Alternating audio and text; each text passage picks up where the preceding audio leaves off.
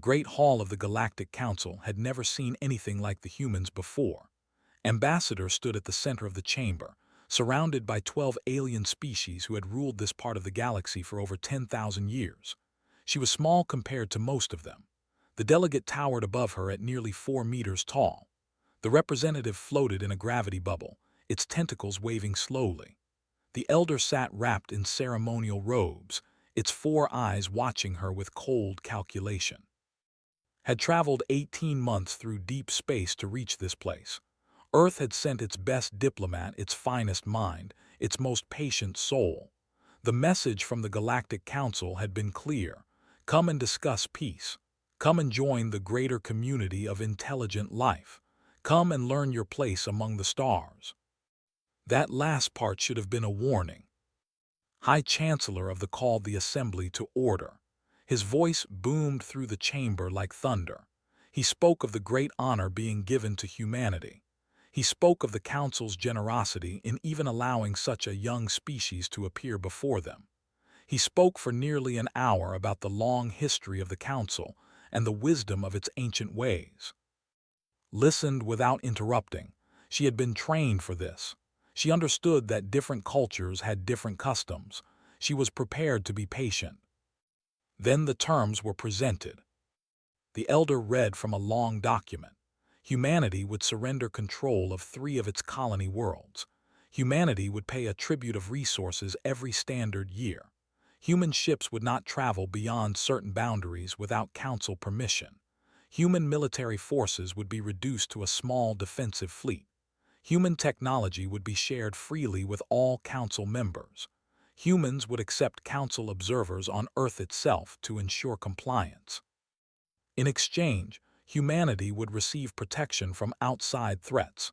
Humanity would be allowed to trade with Council species at approved rates. Humanity would be given a voice in Council matters, though not a vote for at least 500 years. Asked for clarification, surely she had misunderstood something. These were not terms for peace. These were terms for surrender. Humanity was not at war with the Council. Humanity had done nothing wrong. Humanity had simply expanded into unclaimed space and built colonies on empty worlds. The representative made a sound that translated as laughter. The young species did not understand, it said. The Council did not negotiate. The Council decided. Lesser species accepted these decisions or faced consequences. Asked what consequences? The chamber fell silent. The Chancellor leaned forward. His massive hands gripped the edges of his podium. He explained slowly as if speaking to a child. Species that rejected Council authority were removed. Their worlds were taken.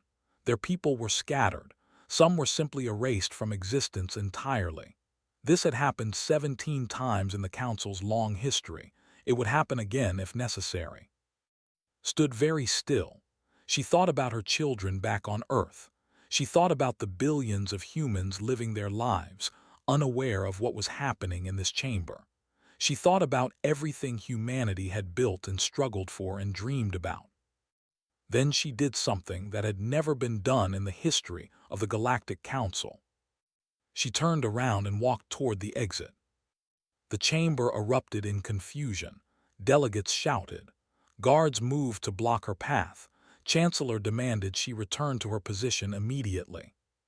Stopped at the door. She turned back to face the assembly. Her voice was calm and clear when she spoke. She told them that humanity had come seeking friendship. Humanity had traveled across the stars hopping to meet others who shared their curiosity and wonder. Humanity had extended its hand in peace. What they found instead was a group of bullies who mistook fear for respect and submission for loyalty. She told them that humanity would not surrender its worlds. Humanity would not pay tribute. Humanity would not bow to creatures who threatened genocide over trade disagreements. She told them that if the Council wanted war, humanity would give them one they would never forget. Then she walked out. The Council sat in stunned silence for a long moment. Then the elder began to laugh. They joined in. Soon the entire chamber was making sounds of amusement in their various ways. Foolish creatures, the Chancellor said. They had no idea what they had just done. The Council would give them 1 standard year to reconsider. If humanity did not return with full acceptance of the terms, their species would serve as an example to others. The year passed.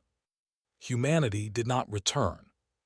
The Council assembled its combined fleet. 12 species contributed ships. Over 40,000 vessels gathered at the staging point. It was the largest military force assembled in 3,000 years. They would crush these arrogant humans and restore proper order to the galaxy. The fleet entered human space, expecting easy victory. They found something else entirely. In 1 year, humanity had transformed. The Council had expected primitive ships and simple weapons.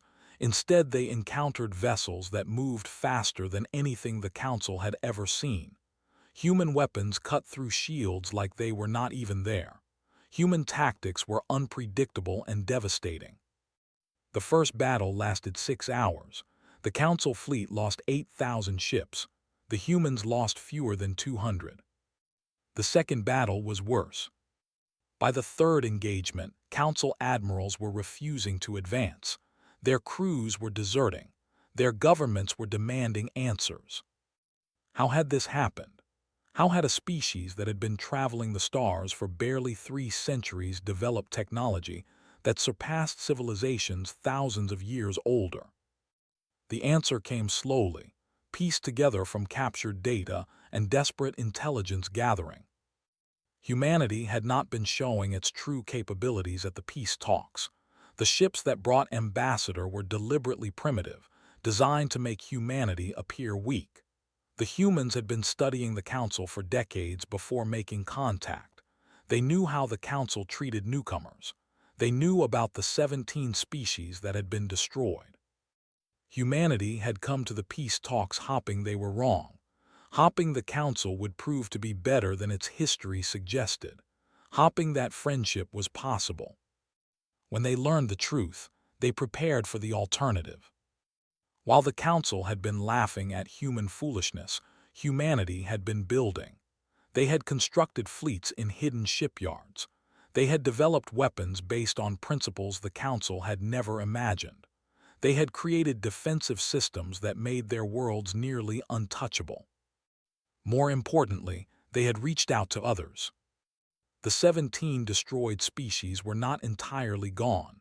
Survivors existed, hiding in dark corners of the galaxy, nursing their hatred of the Council across generations. Humanity found them. Humanity offered them alliance. Humanity gave them hope. When the Council fleet arrived in human space, they were not facing one young species. They were facing 18 civilizations united by their refusal to submit. Chancellor received the reports in his private chamber. His hands trembled as he read them. The combined fleet was shattered. Council worlds were now being attacked. Species that had been loyal members were reconsidering their membership. An emergency session was called. The great chamber was nearly empty now. Several delegates had already fled back to there. Those who remained argued endlessly about what to do. Some demanded continued war. Others called for negotiation. A few suggested simply abandoning this region of space entirely. Then a message arrived. Ambassador appeared on the main display. She looked older than she had 1 year ago. Her eyes were harder, but her voice was still calm when she spoke. She told them that humanity had not wanted this. Humanity had hoped for something better. But when given a choice between freedom and slavery, humanity would always choose freedom, no matter the cost. She told them that the war could end now. Humanity was not interested in conquest or revenge. The alliance they had built wanted only one thing, the right to exist without fear. She offered terms. The Council would dissolve. Each species would govern itself. Trade would be free and fair. Disputes would be resolved through negotiation, not threats. The survivors of destroyed civilizations would be given worlds to rebuild their cultures. No species would be forced to submit to another ever again.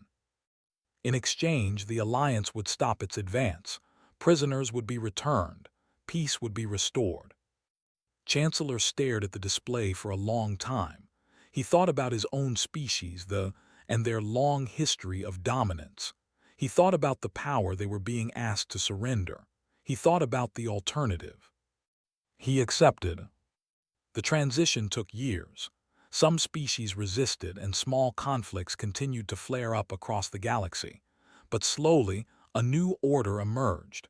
Free trade routes connected worlds that had never spoken before. Former enemies learned to cooperate. Ancient hatreds began to fade. Ambassador was asked once why humanity had worked so hard to build this new system. They could have simply defeated the Council and taken control themselves. They could have become the new rulers of the galaxy. Smiled at the question. She explained that humanity had learned something important in its long and difficult history. Empires built on fear always fell eventually. True strength came from cooperation, not domination. The strongest structures were those where every part supported every other part freely. Humanity had walked away from the peace talks because the old council offered only submission. Humanity had fought a war to create something better. And in the end, humanity had won not by destroying its enemies, but by showing them a different way. The galaxy would never be the same. Centuries later, historians would mark that moment in the council chamber as the turning point. The moment when everything changed. The moment when a single human woman turned her back on 10,000 years of galactic tradition. They called it the Day of Walking Away. And every year, across thousands of worlds, beings of countless species paused to remember. They remembered a young civilization that refused to kneel. They remembered an ambassador who chose dignity over safety. They remembered a war that could have destroyed everything but instead created something new. Most of all, they remembered the lesson humanity had taught them. That sometimes the bravest thing you can do is walk away. And sometimes walking away is just the beginning.